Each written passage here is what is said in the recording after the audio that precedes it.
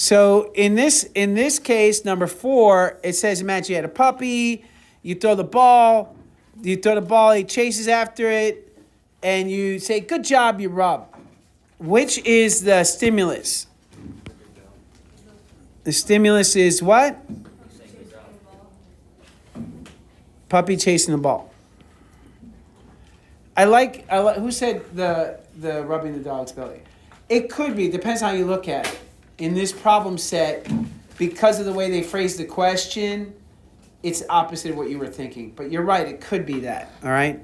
So puppy chased the ball, the response was what? Good job. All right? So when we look at, is the puppy likely to chase the ball next time you throw it? Sure. Justify reasoning. If I throw the ball, not I throw the ball. Let me just make it quick. Puppy chases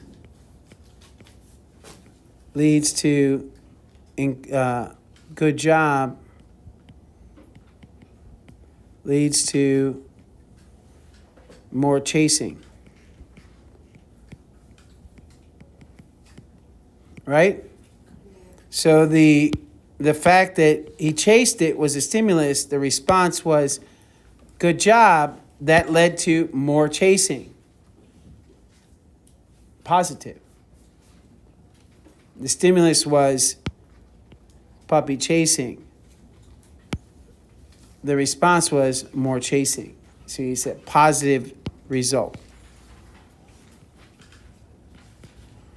So identify the portions of the scenario where this as stimulus or response, puppy chasing the ball. That's the stimulus. And the good job was the response.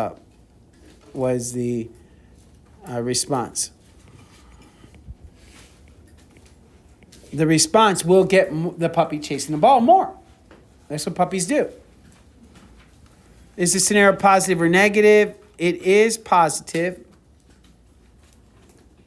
It is positive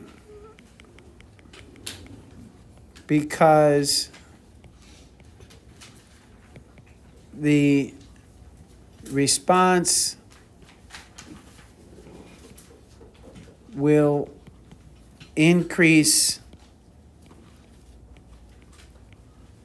chasing. What if the stimulus is your puppy peeing on the rug? The stimulus is the stimulus is the puppy peeing on the rug. What's the response? Bad dog. And put it outside. Is that going to increase or decrease the peeing?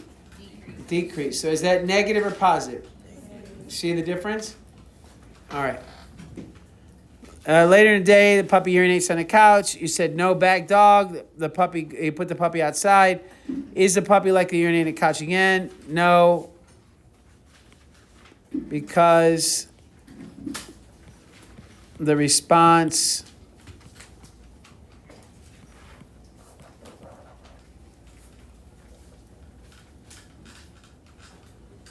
was to discourage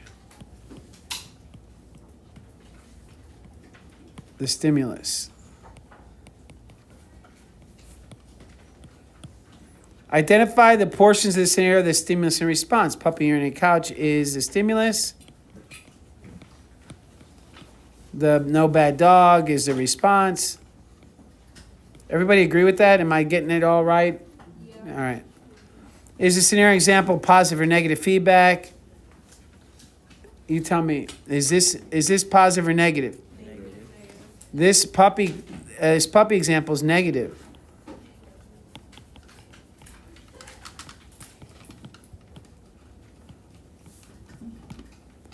Which feedback mechanism in Model 1 would be most useful in amplifying, making things happen more often?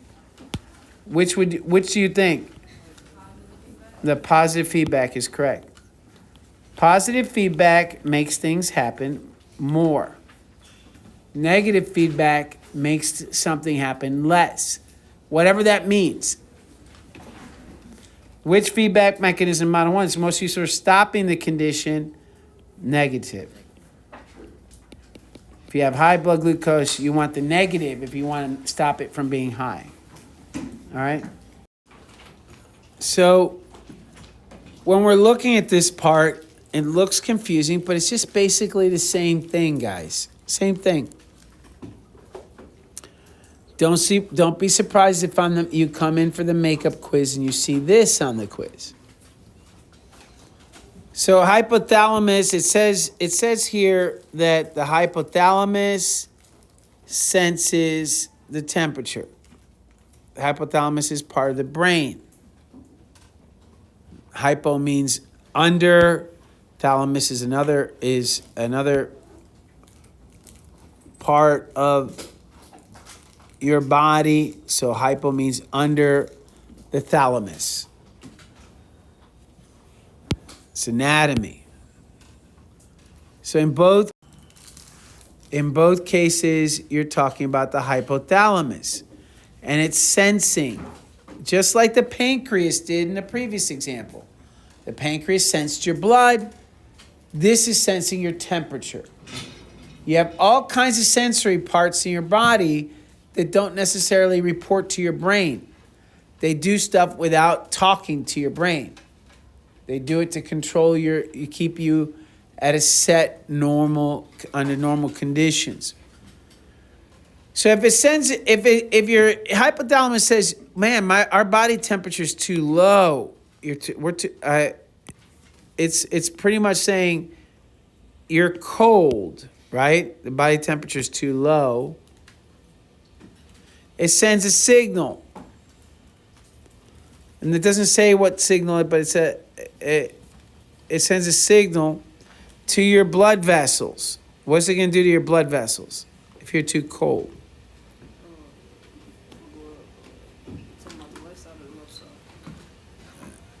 I'm underlining. You see me underlining? Blood vessels do what if it's too cold? Now I'm going to say it again.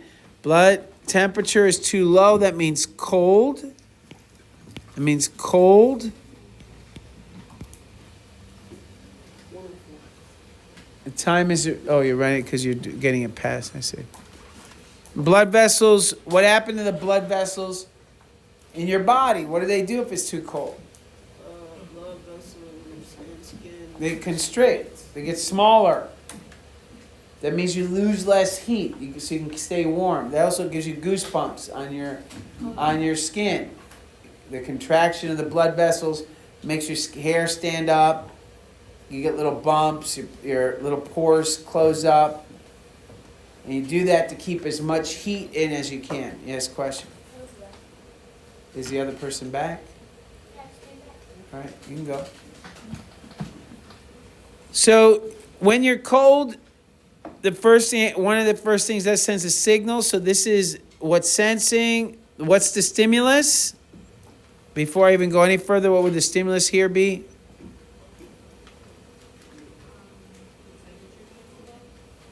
Temperature is too low. That's correct. Somebody said it.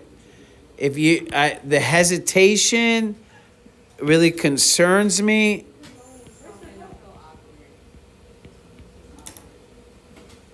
Say that again. It's just the hesitation was that it's just awkward for me. Okay. Is everybody else feeling the same way? Here's what I don't want.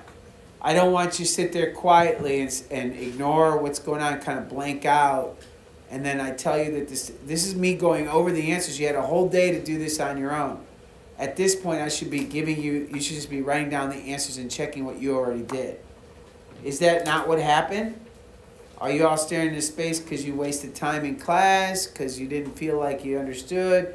I don't know. I can't tell because you're not asking questions. You're not communicating. But thank you for letting me know why you thought it had hesitation. Everyone else, if you're hesitating because you don't understand, then ask a question.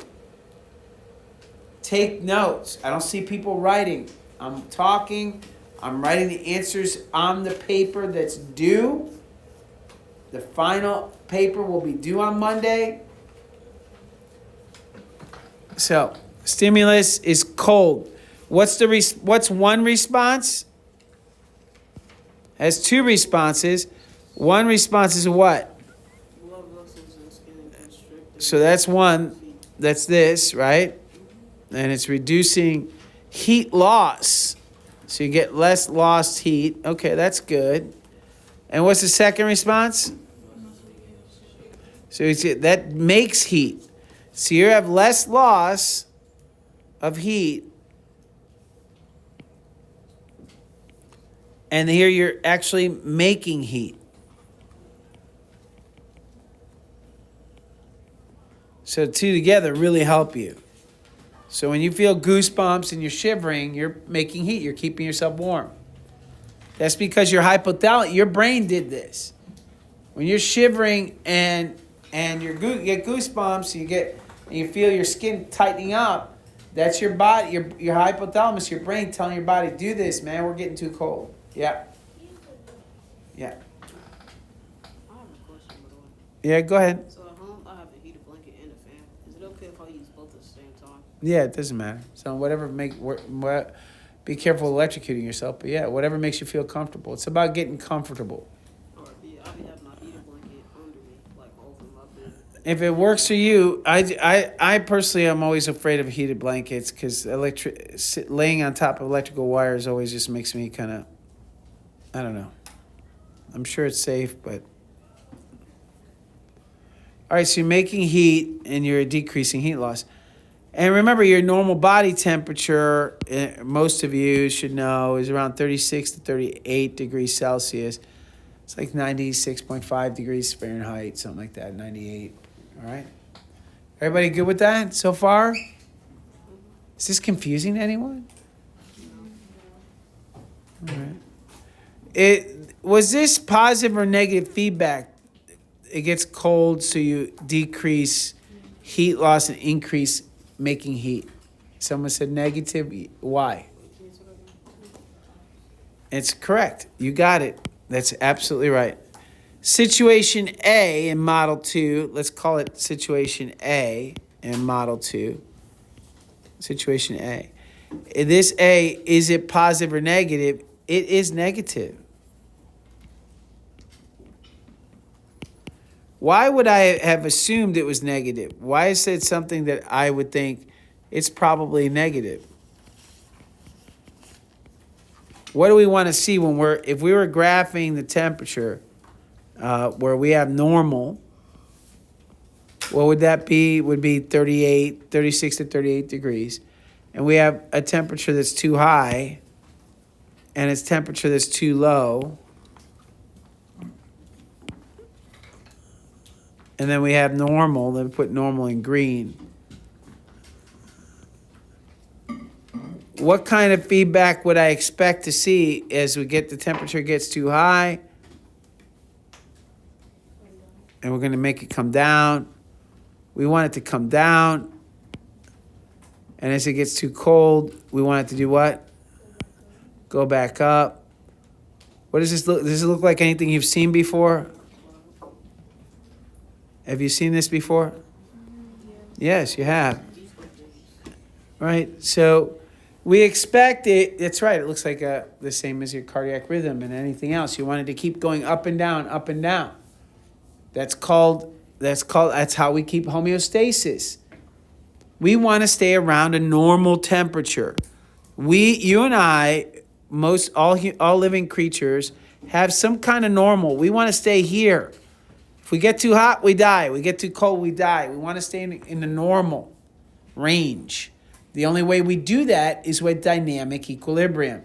We keep changing back and forth. We need negative feedback loops. So we expect to see negative feedback loops. Do positive feedback loops give us homeostasis? No, it destroys homeostasis. Positive feedback loops are only designed to get something done, like giving birth. Like making a blood clot. If you want more, do more and more of it until something gets done. This is never done. You never stay perfect. You're either always shivering or shivering and sweating. Sweating and shivering. Putting a blanket on, taking it off. Putting a shirt on, turning a fan on, putting an electric blanket on. You're constantly changing. You never stay exactly the same because the temperature is always fluctuating. You're always getting too hot. You go up and down the stairs, you get too hot. You sit there sweating for a minute and you get too cold. You drink too much hot tea, you get too hot. You're constantly changing, up and down, up and down. We call that dynamic equilibrium. That changing so we can stay the same temperature. Your core temperature does not change unless you're sick. Unless you're sick or you're under extreme conditions, this temperature always stays the same. Is that clear? So this temperature, the whole point is to keep the core temperature of your body constant within that range of 36 to 38. All right. So what happens when you get too high? What does your body do? It dilates it dilates your blood vessels. So when you're out working out or you see people turning red, why are their faces red? Why are they sweating? They're hot. And what's the body doing? Trying to cool down. So it opens up the blood vessels so the blood rushes to the face. So they get a red face because they're trying to get that heat out of their blood. So they open up the blood vessels and get the blood near the surface so the heat can transfer to the air. So you call that. So that's the dilation means open. So normally your blood vessel looks like this under heating conditions, and they might open up like this. So you get more blood to the surface, and of course the opposite happens in the cold. And then the sweat glands open up and they start releasing sweat. Why? Because that's perspiration leads to evaporation, and evaporation cools you off. So those are the two things. What kind of feedback is this? Negative again. It's always negative if you're talking about homeostasis. So in situation B is also negative.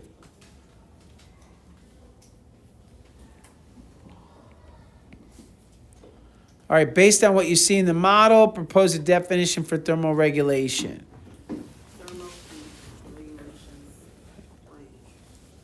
Okay, that's true. But based on what you see in the model, what I would say is because it says based on what you see in the model. So you're right that the word thermal means heat, regulation means to keep the same or to control it. You can say control it. Thermal regulation in humans. You could say the hypothalamus.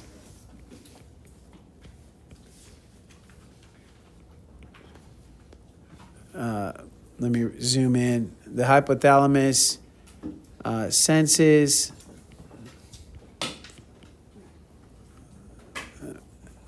the temperature.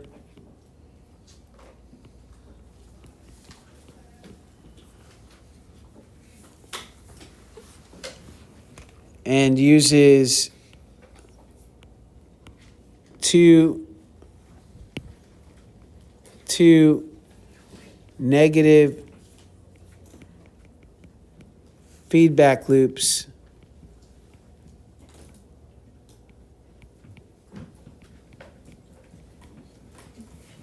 to keep the temperature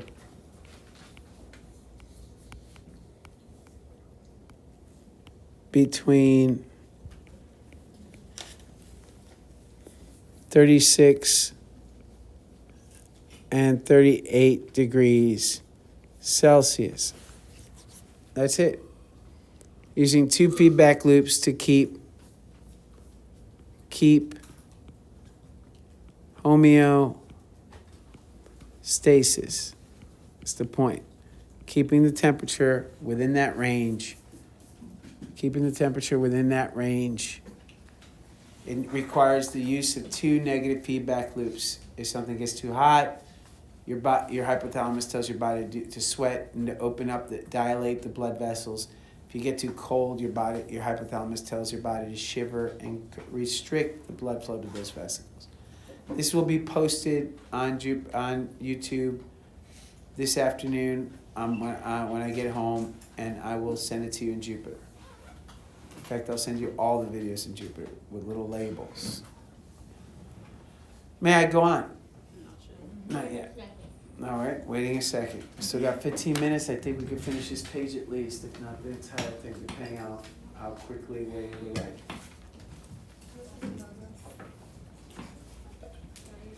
Yes, you may.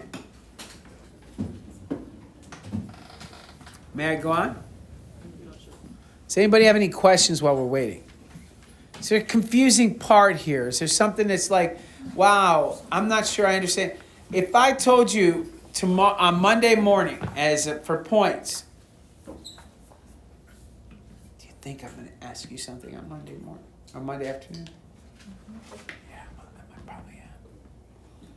If on Monday afternoon I ask you define positive feedback, 1, and 2, define negative feedback, could you do it? Because I'm going to ask you. All right. I have a question. Yes. So negative feedback is like decreasing and increasing constant. I like that. But here's what I'm going to say to you. What I believe is the best definition for negative and positive feedback. Negative feedback, the response does the opposite of the stimulus. Why don't you move, darling? Move so you're not talking all the time, you're not distracted. Yeah, just voluntarily move somewhere you need to move. Wherever you like, there's plenty of space in the room. Just right, be reflective. I'm distracted, let me find a way to get focused. Negative feedback does the opposite, the response does the opposite of the stimulus. That's it. If the blood glucose is going up, the response is you bring it down. If the blood glucose is going down, the response is you bring it up. If the temperature is going up, the response is bring it down. If the temperature is going down, the response is bring it up. So negative feedback keeps homeostasis. How? 2 negative feedback loops help reverse the direction of movement of whatever the stimulus is. So that's the point. Is the stimulant negative feedback helps keep homeostasis because it doesn't let things get out of control. It helps keep it within the range. It keeps it within a range. That's really the key to feedback mechanisms. Go ahead. Sorry, you had another one? Positive feedback is like increasing. What did you need? Can you say what you just said? Yeah, negative feedback is when a negative feedback loop is when your response does the opposite of the stimulus. Positive feedback, it makes the stimulus do more of whatever it's doing. Whatever it's doing, the response makes more of it happen. And of course, the stimulus makes more of the response happen. It keeps going and going and going and going until something occurs. So you crash and burn and go. Well, crash and burn is possible if it's a bad thing. But if it's a good thing, it's a baby being born, right? If it's a good thing, it's blood stopping, your bleeding stops, right? Adrenaline is a really good example. You release adrenaline, your heart races fast. You get excited. The stimulus is a tiger is running after you to kill you. Your initial response is eyes dilate, heart races, you breathe heavier, and you release the signal adrenaline. Adrenaline is released. What happens when adrenaline is released? Your heart races faster, and you start running, and you hear a roar, which makes more adrenaline being released. Is the objective of adrenaline to calm you and keep you at a homeostasis? No. The objective is to save your butt. Get away from the tiger. Once you get away from the tiger, then you can come down. You can get to that homeostasis again. But positive feedback, you use it to get across the finish line, whatever that means. In case of a baby, it's giving birth. So the response makes the stimulus happen more, not less. All right, so that's positive and negative feedback. Make sure you can explain it and use it. Now let's talk about, according to Model 2, what portion of the brain contains sensors that monitor body temperature? Hypothalamus.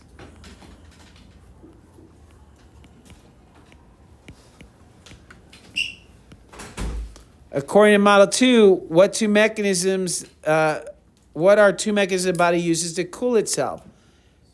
Dilate blood vessels.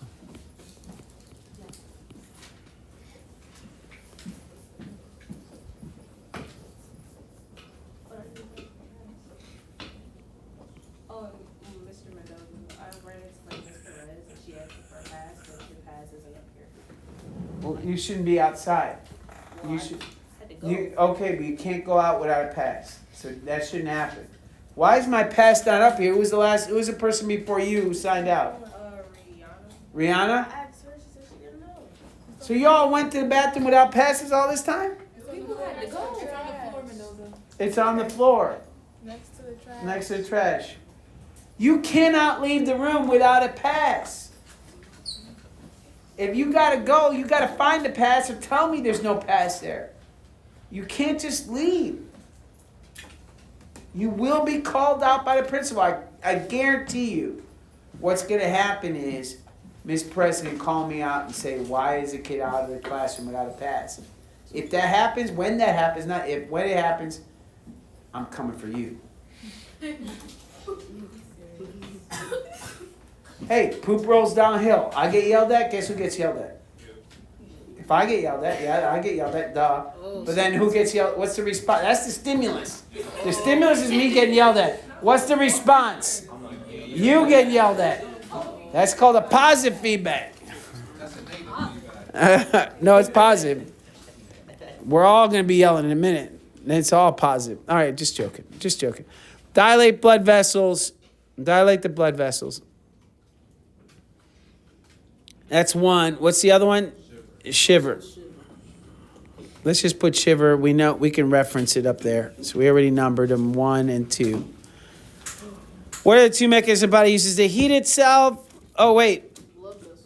We reversed this. It's reverse. Blood vessels dilate. Dilate means get wider, so more blood.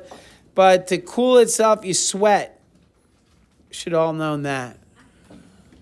Somebody said, probably somebody said it. They probably just said it really quietly. And of course, the opposite when you're trying to heat yourself is you constrict the blood vessels and the second thing you do is shiver. All right. Consider the feedback loop that cools the body when it's too warm. Okay, cools the body when it's too warm. So I'm probably going to consider this one, right? Identify the stimulus and response. What's the stimulus? Too hot.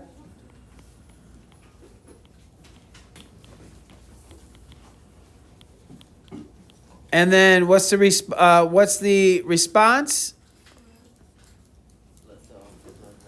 I'm going to put 1 and 2, which is blood vessels dilation,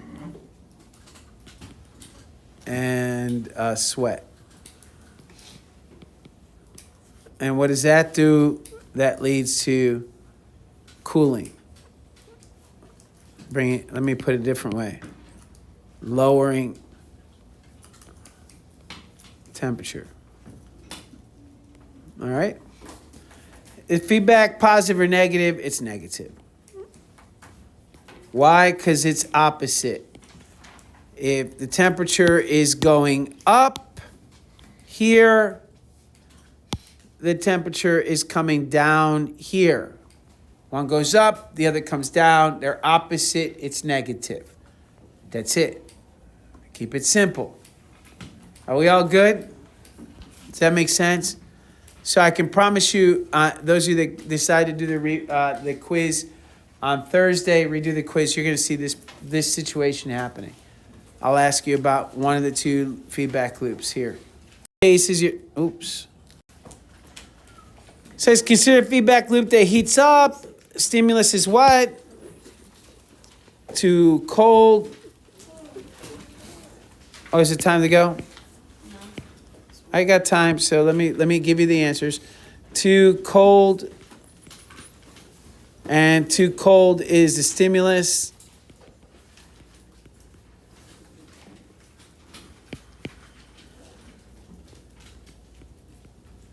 And that the response to that stimulus is constriction. You can look at the other page. I don't want to write it all out. And shivering. And because that happens, a lot of you are going to stop there on the quiz. And that's going to make it wrong because you have to think about what does that do to the stimulus. The temperature goes up. So because it was too cold, the temperature went up. Is that positive or negative? Negative. They're opposite. That means that you have two opposite loops keeping everything stable. Read this. Many of the systems in your body are delicate. They function only under specific range of parameters. Enzymes will denature if they get too hot or too cold, or if the pH of the solution is too high or too low. You don't know half those words, right? You probably don't know what the word enzyme means. You will soon. You probably remember pH. Acid, bases, that kind of thing. Probably learned in middle school. Probably don't have a good understanding what that is. Cells will not be able to process glucose for energy if the concentration of oxygen in your blood is not high enough. Feedback mechanisms are used to keep the body in homeostasis. There's that word again. Homeostasis. That is, many systems are in place to monitor and regulate important parameters of the body that keep you within normal levels. Consider the state of homeostasis, maintaining conditions within certain limits. The body needs multiple mechanisms to keep all the types of systems in check. Would a positive feedback loop ever be helpful in maintaining homeostasis? No. Except not directly. Indirectly, yes. And we'll have to finish this on Monday.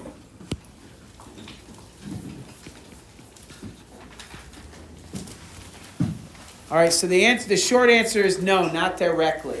Directly, positive feedback loops do not stabilize anything. So let's take a moment and think about what I mean by not directly. So the question again here is would a positive feedback loop ever be useful in maintaining homeostasis? By itself, no. So a positive feedback loop is going to encourage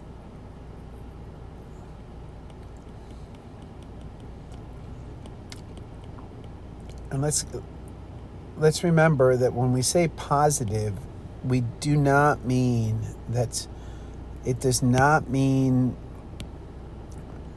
that you're going to keep that it's a good thing, or a positive feedback could lead to negative outcome. It could lead to death, right? But in this case, when we talk about positive feedback, what we're talking about is whatever direction the process is going, whatever the direction. That's why I keep using arrows. The feedback pushes it further in that direction. Where negative feedback would push it in the opposite direction. All right. So this would be negative feedback, and this would be positive feedback. And, if this were the event.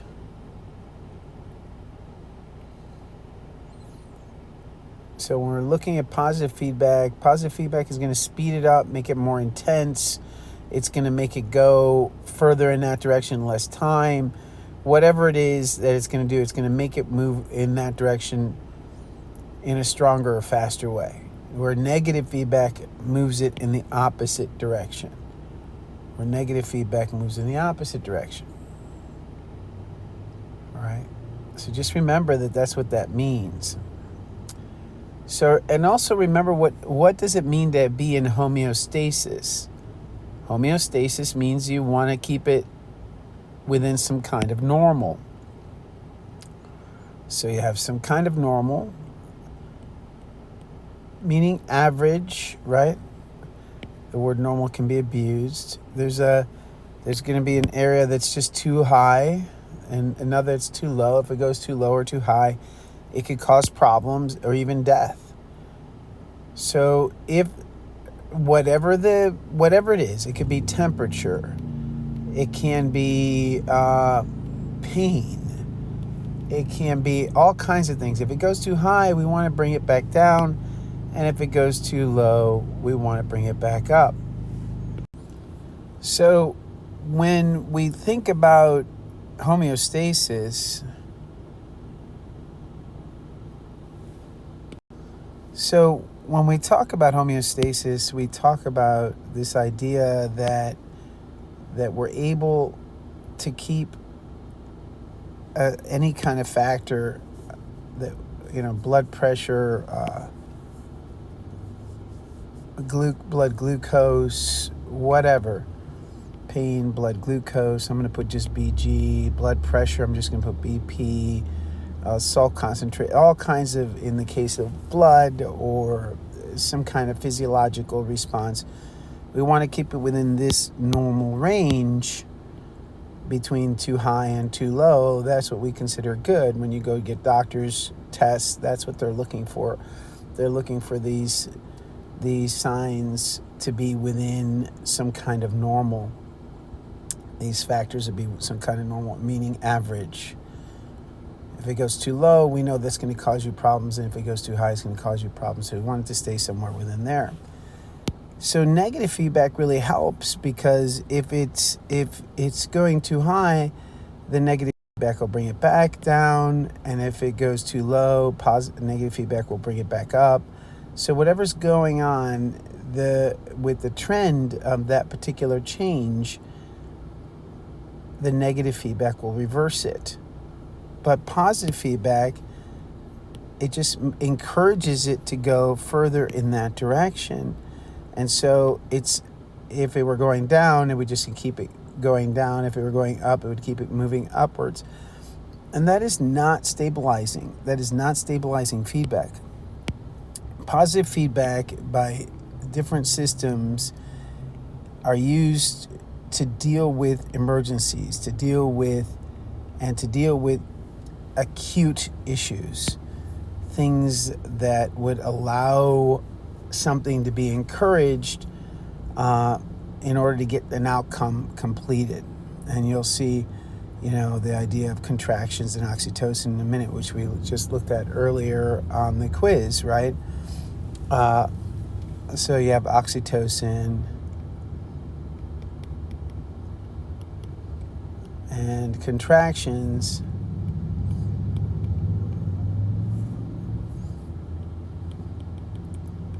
For birth, as oxytocin starts contractions then positively feedback on oxytocin, and it keeps going. The end of this loop is birth, right? So once birth occurs, then the loop stops. So that's why this particular loop can be used as an outcome to push an outcome without having to worry about it going too far in one direction or another. Sorry, I'm in a parking lot, and so you might hear stuff. So when you're talking about other possible uses of positive feedback in a process, if you have a bunch of different steps and you want to encourage a step to move forward or it happen even more often, you could add, and your body does add, some positive feedback here. Perhaps you want it to go faster. If you have a lot of X, you want X to come back and make it go even faster. Or often what might happen is if you're going from Y, which might be sugar, and you might end up going to X, and that might be pyruvate or some other molecule.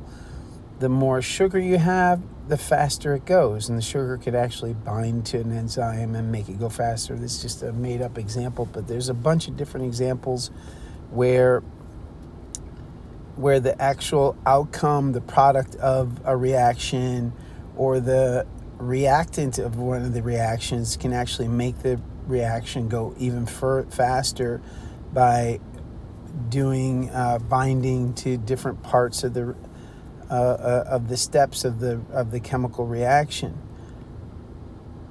The point is, it can make it go faster, but this can only work to establish homeostasis if there's some other negative feedback to help shut it down.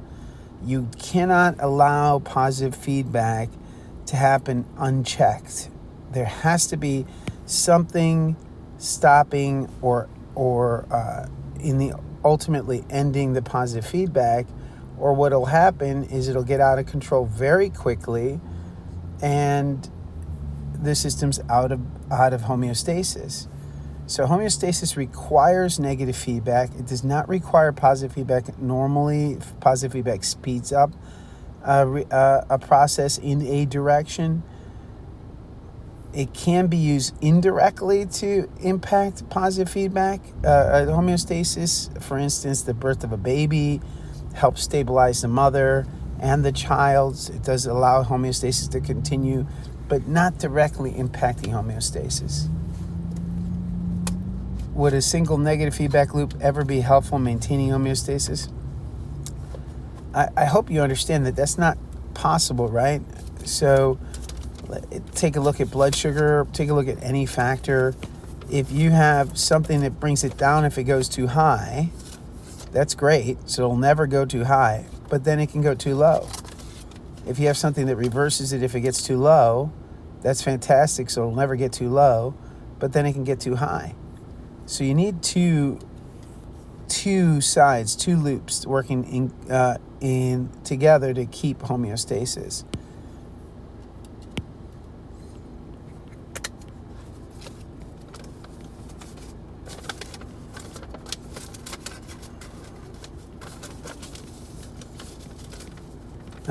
There's the hypothalamus, and there's oxytocin, and baby pushes against the cervix, which signals to the brain at the hypothalamus, release oxytocin. Oxytocin then contracts the uterine wall and helps push the baby even further.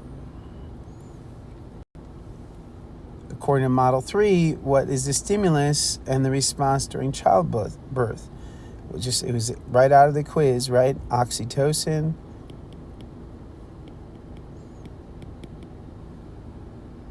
Is the stimulus,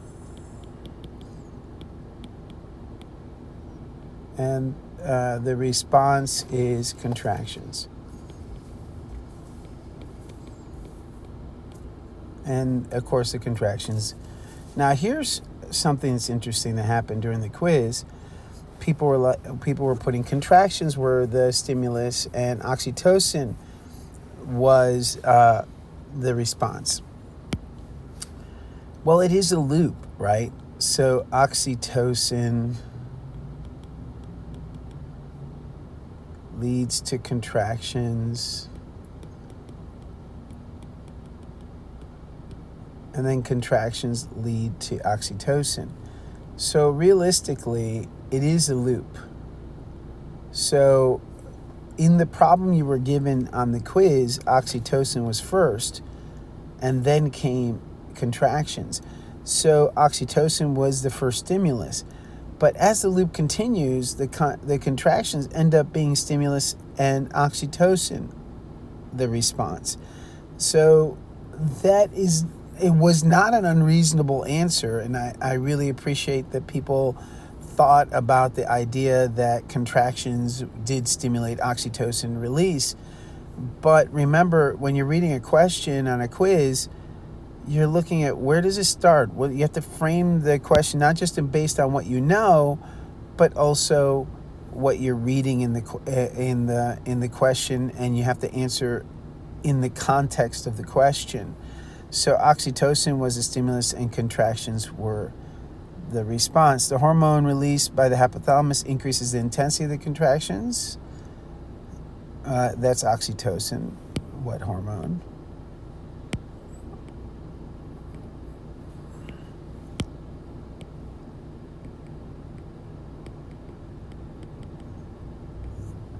When the intensity of the contractions increases, will the stimulus increase or decrease?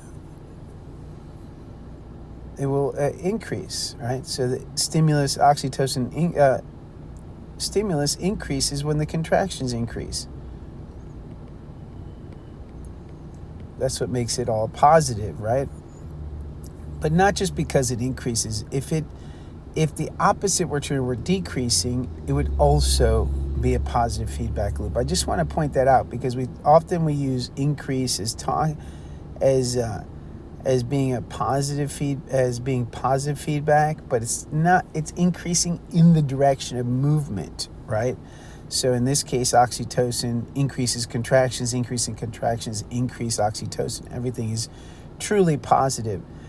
But if the oxytocin decreased contractions and the decreased contractions decreased oxytocin, it would still be a positive feedback loop because you're moving in the same direction. I just want to point that out.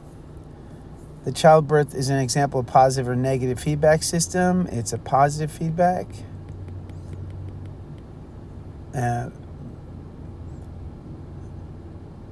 Each stimulus, or rather, instead of each, let me just say stimuli and response both encourage. I'm going to use encourage instead of increase movement in the same direction.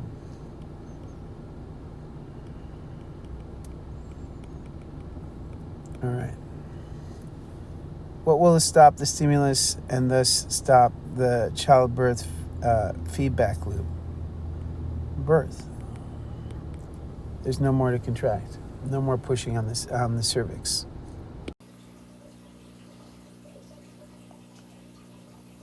So again, the key here is that you start with oxytocin that starts the contractions, and the contractions then stimulate more oxytocin, which then increases the strength and the frequency of the contractions, and round it goes. Never decreasing, always increasing. So because of that, because it's moving in the same direction now, the one part I'm going to tell you that this is increasing and then this is increasing. So that's easy to see why we call it positive feedback.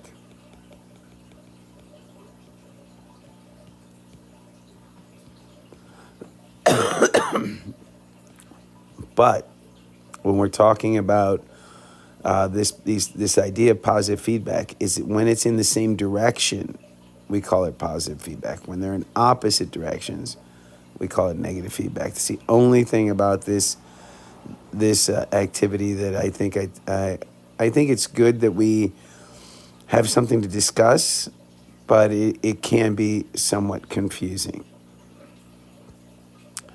Here it says below are several descriptions of processes that occur in the human body. For each one, identify the stimulus and response to state whether the process is positive or negative. It says when human tissue, such as skin or blood vessels, is torn or cut, cells near the damage send out a signal that activates platelets in the vicinity. As the platelets begin to form a plug, they release more chemical signals, attract even more platelets and other clotting factors until the bleeding is stopped.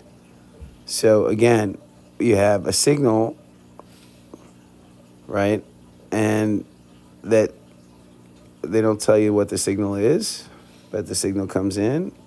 There's a cut, a hurt that starts the platelets.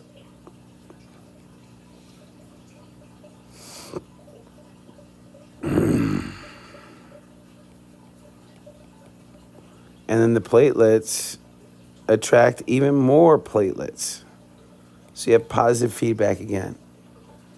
So again, the point here is you're increasing in the same direction. So this would be a positive feedback loop.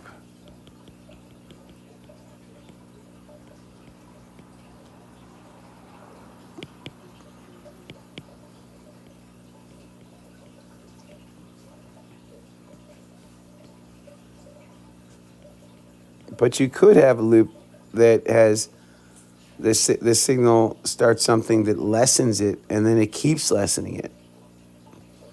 But let's move on. When a person has not taken in sufficient water, they become dehydrated. This may cause a loss of blood pressure, which will trigger release of antidiuretic hormone, ADH, from the hypothalamus pituitary glands. This hormone signals the kidney to allow reabsorption of water by the blood vessels to begin to bring the blood pressure back to normal conditions. So, if we laid this out, we said, okay, well, what does that look like? I like drawing it as I keep telling you. So, if you start I like thinking of the actual blood vessel. So you're not drinking enough water. And because you're not drinking enough water, there's not enough water on the inside of your blood vessels, in your blood. So you don't have as much pressure pushing out.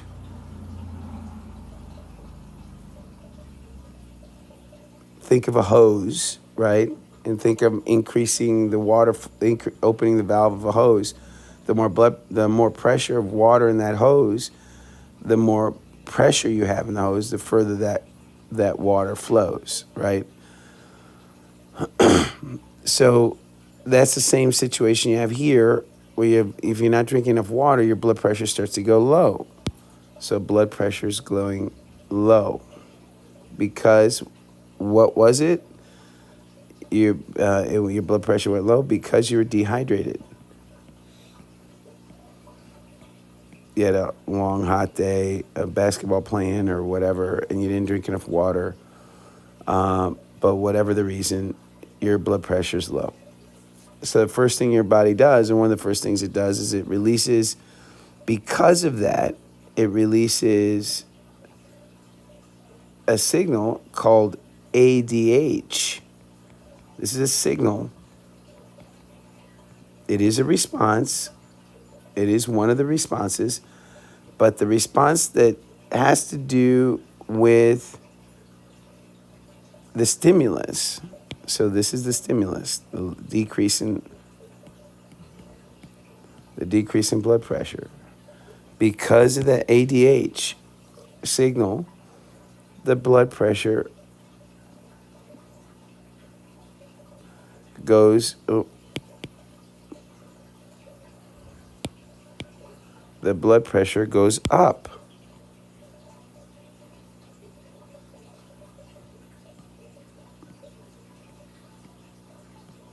Now, what happens is you retain more water, so water is released. So what you get is you get water going into the blood vessels.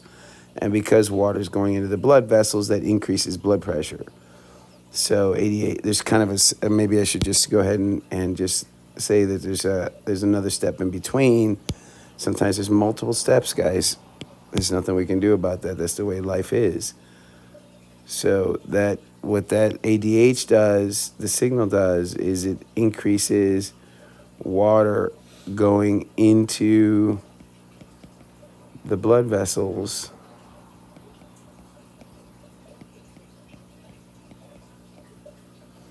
which leads to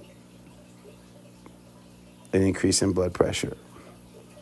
So you started off with a decrease in blood pressure. That's your stimulus. Your ultimate response, maybe we should just keep adding that word ultimate to it. The final response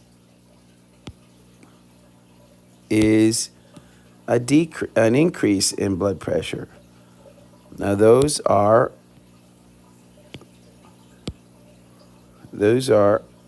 opposite, right? Even though blood pressure is going up, and this is where the tricky part comes in that I was mentioning earlier. A lot of people think, well, it's going up, so it's positive. Don't do that. Do not do that. The stimulus is the blood pressure going down. The blood pressure is going up as the final response.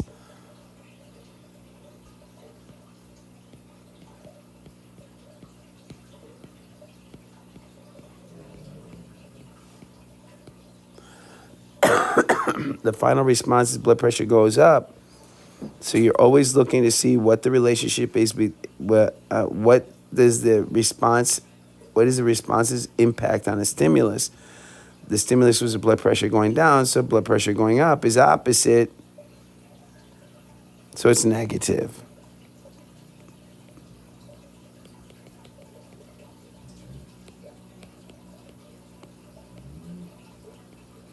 That's going to be key for you to understand that when you're looking at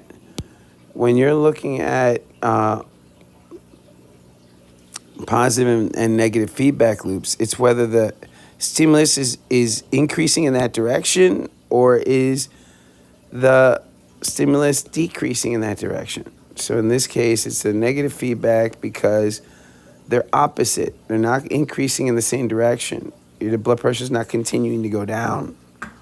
The blood pressure is actually going the opposite direction. It's going up. So again, if we were to draw it on a chart, and this were blood pressure, and this is time, the blood pressure is going down because you're getting, this is normal. It's your normal range is in there, too high, too low. You're starting somewhere normal. And you start to decrease because you're getting dehydrated. And because of ADH, water rushes in to the blood vessels and goes back up.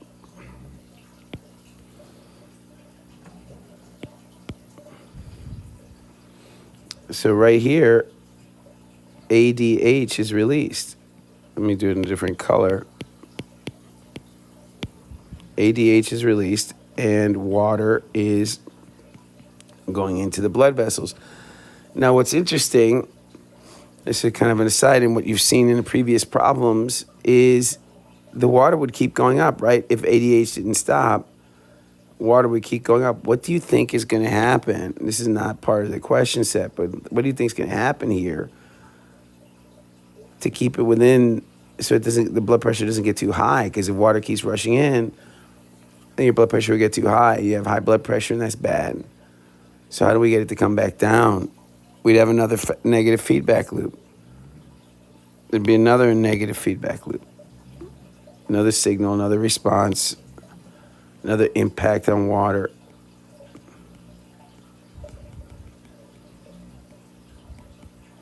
To change the impact on blood pressure, and the opposite of going up, we'd make it come back down again. And so we just keep going up and down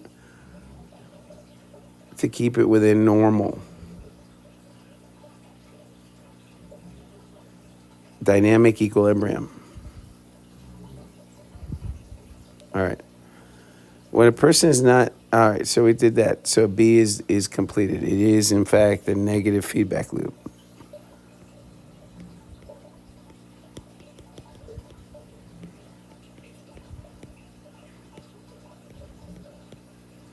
When a human increases physical activity, the amount of fuel burned in its cells also increases, which in turn increases the concentration of dissolved carbon dioxide in the blood. The carbon dioxide reacts with water in the blood to make a weak acid, which lowers the pH of the blood. Sensory cells in the medulla of the brain register the drop in pH and send a signal to the diaphragm and the heart to increase respiration. This will clear the CO2 from the bloodstream. So I'm going to go ahead and describe this to you, but you don't really have to understand the mechanism here, but the idea is that you have this again, you have the blood. And when you have a lot of CO2 being made, carbon dioxide, CO2, carbon dioxide, when there's a lot of it in the blood, that blood becomes slightly acidic.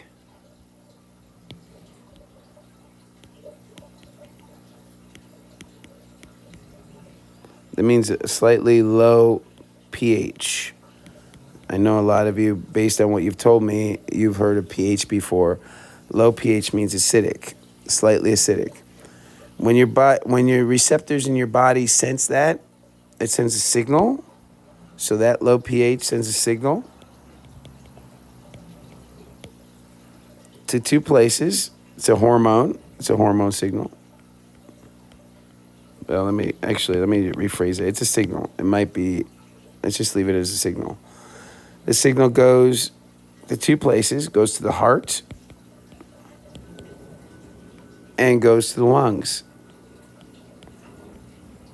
And it tells your body start to increase respiration rate and start to pump the blood faster.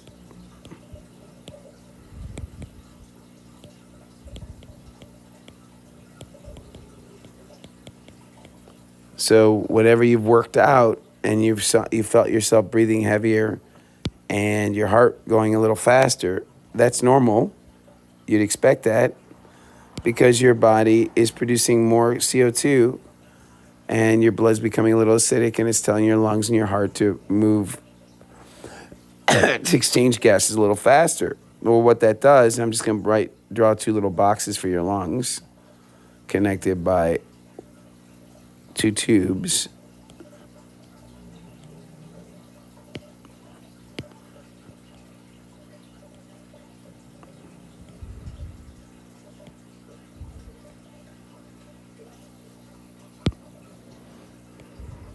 It would be your trachea.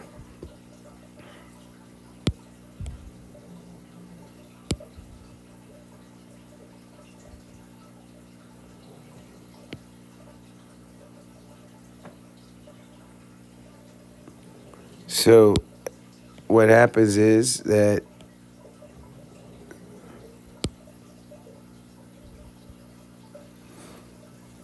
your lungs are breathing faster, so CO2 is here in your blood vessels. Your lungs are full of blood vessels that come directly from your heart. And they go right by these little sacs called alveoli. So you don't really have to know all this, but just so you're clear, you have these little sacs at the end of these things called alveoli in your bronchioles. And all around them, you have these blood vessels. I'll just draw them in red. So you have the veins and arteries. We'll talk about what the difference between those two are in a while. All surround the alveoli. So there at the alveoli, the CO2 leaves. It leaves the blood and goes right into the space into the empty space in your lungs. And when you breathe it out, all those little millions or thousands or tens of thousands of alveoli allow that CO2 from your blood to leave. As you exhale, all that CO2 goes out. And of course, oxygen comes in as you inhale. And oxygen goes into your blood. So the red is where the oxygen is going in, and the yellow is where the CO2 is leaving. So you have this thing called an exchange of gases. Exchange of gas. The two gases are CO2, carbon dioxide, and oxygen gas. Oxygen gas going into your blood, and CO2's out. I think you all know that, but sometimes I don't think we think about it too much. You do it all the time. This is something that happens all the time. And anytime any of you guys go play a video, not a video game, but a basketball game or football game, this has happened to you all the time. So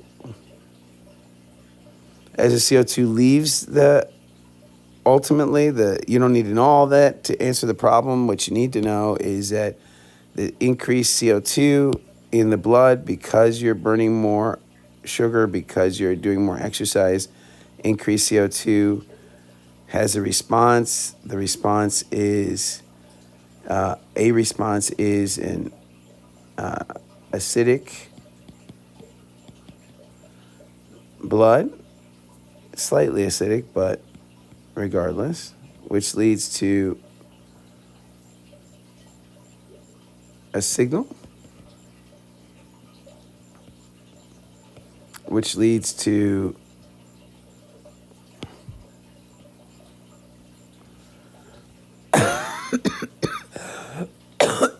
the signal leads to an increase in respiration,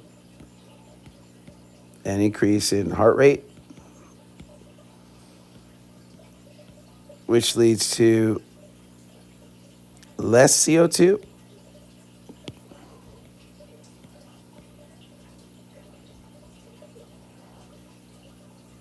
so the blood becomes less acidic.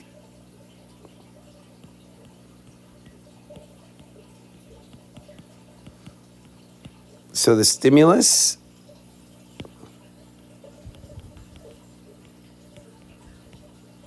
was an increase in CO2 in the blood. The final response, all of these are responses, as many of you have pointed out. The final response is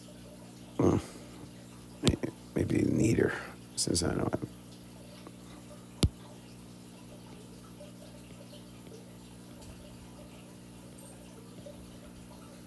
The final response is a decrease in CO2. So again, what do you got? This is going up. The final response is going down. They're opposite, so we call that negative. And if I were to draw it on a chart, I'd have normal CO2 concentration in the blood.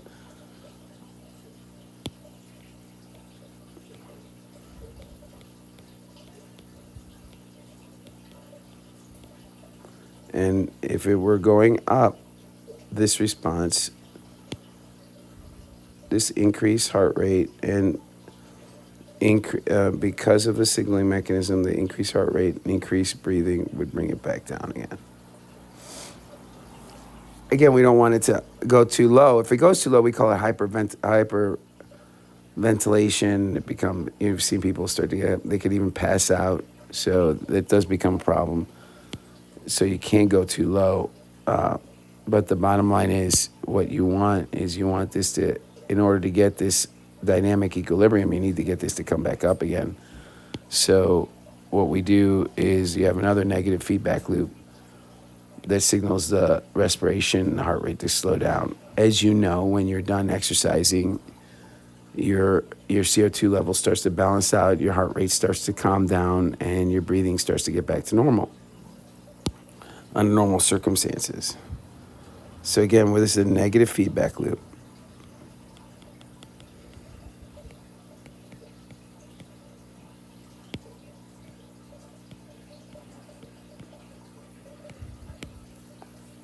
All right, let's look at the next one. It says draw a diagram of models 2 and 3 for each of the feedback mechanisms in question 19. I think I did that already. You can look at that. I'm not going to redraw it. So hopefully that helps you. I would draw it out.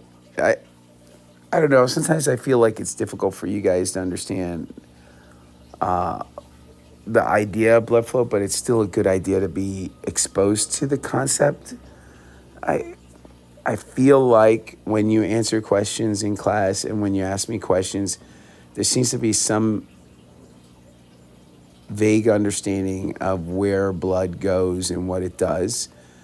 That's why I keep mentioning it. So I think it's something we'll keep trying to hit on occasionally, every once in a while throughout the class. Just because it's important for you to understand the concept of the mechanism behind blood flow and the reason for blood. Relate the common phrase "a vicious cycle" to feedback loops. So what would be a vicious cycle is a positive feedback loop. Positive feedback loop. Positive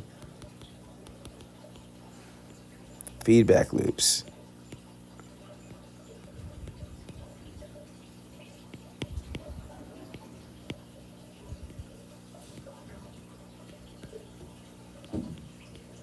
Are vicious cycles.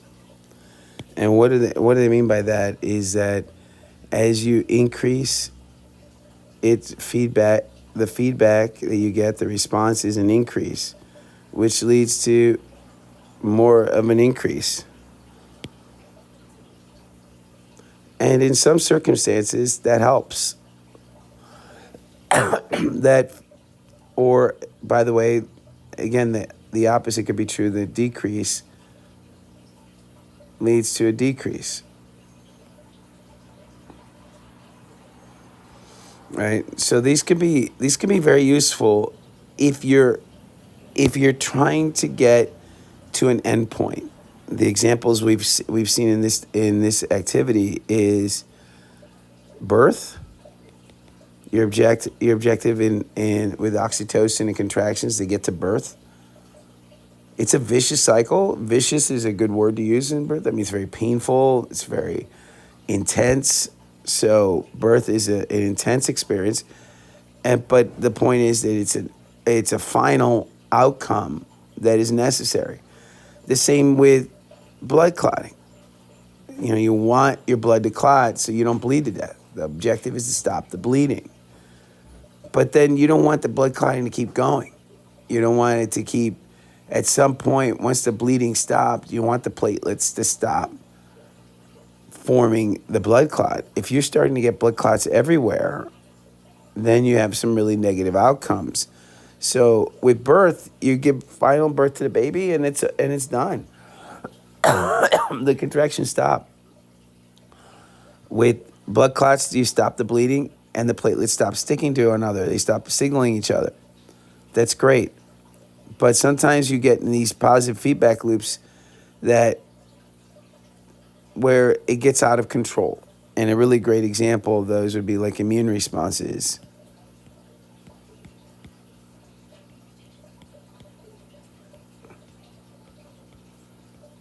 That get out of control. Often we call it autoimmune diseases.